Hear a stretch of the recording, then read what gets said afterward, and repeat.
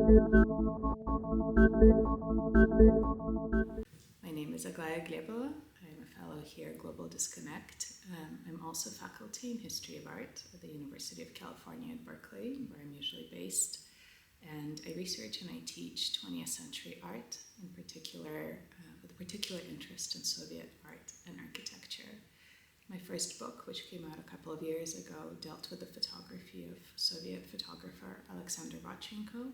So it's a new project that I've been researching here, and it's on imaginaries and representations of energy and exhaustion in the art and architecture of the Soviet Union and the Eastern Bloc. In particular, there I'm also looking at GDR art and architecture, and I'm really interested in alternative representations or alternatives to ideas of hyperproductivity or endless energy that some Soviet art represented. So I'm looking at how Soviet art and architecture accounted for and also worked through ideas of and realities on the ground too of fatigue and exhaustion. And it's focused or centered on a handful of case studies which actually range across the entirety of the Soviet century from the 20s to the 80s, and also move across Soviet space. So there's a chapter on paper architecture or largely unrealized projects of worker resorts in the Black Sea coast region, what was called the Soviet subtropics. There's a chapter on an iconic monumental Soviet sculpture called Worker and Collective Farm Woman by Vera Mukhina, and I'm interested there in ideas of exhaustion of the material, of stainless steel, but also of the bodies of the makers who were laboring on this monumental scale. A chapter on representations of offshore drilling and pipelines for oil extraction from the 50s and 60s. So this is moving into the post-war era, both a different kind of energy politic and a different aesthetic. And that's centered largely in Baku, in Azerbaijan, which was one of the first offshore drilling platforms in the world. But I'm also looking there at East German art and representations of pipelines and energy transfers, but also of workers who are occupying these strange liminal in-between spaces along these pipelines and offshore drilling platforms. And then I have a final chapter on renewable energy at the end of the Soviet century in the 1980s.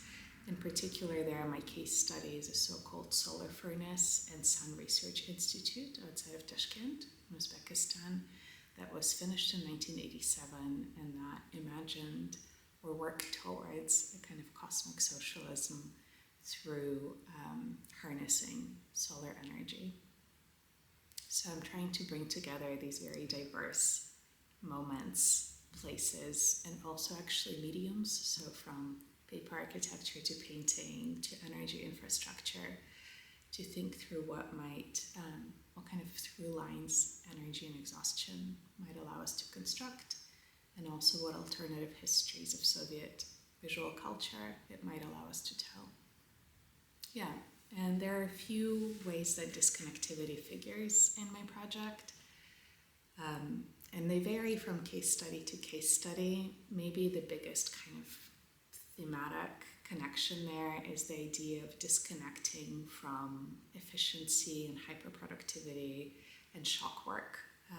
A lot of these workers' bodies and makers' bodies are positioned as not connected to a kind of culture of highly productive labor or shock work. So let me give you a few examples. In my first chapter, for example, I look at Soviet paper architecture, so-called philosophy of desurbanism, where the advocates of the school of thinking actually imagine socialist dwelling as allowing inactivity or physical inactivity of the resident, so the resident could be connected to the world through intellectual work and reading, for example, and telecommunications, but in the isolation of their individual dwelling. But this kind of disconnection or physical disconnection was only made possible in this imaginary through a kind of hyper-connected grid of services and energy infrastructures. So I'm exploring there this tension between having a kind of mega grid of hyper-connectivity across the entire Soviet space in order to allow the resident to disconnect from work, actually, but also from social activity. And another example would be the paintings circling around oil extraction in the 1950s and 1960s, where we see workers often in liminal states. They are on the way to or from work. It's not entirely clear. They're not at work on the offshore platforms, for example, and they're also often shown resting against the background of what their labor has built. So they're disconnected from immediate work and actually participate. I think some of these paintings show us something like almost a socialist erotics of rest rather than connection to the collective, and to labor, which is how we often think of Soviet art. This is kind of the more familiar face of Soviet aesthetics.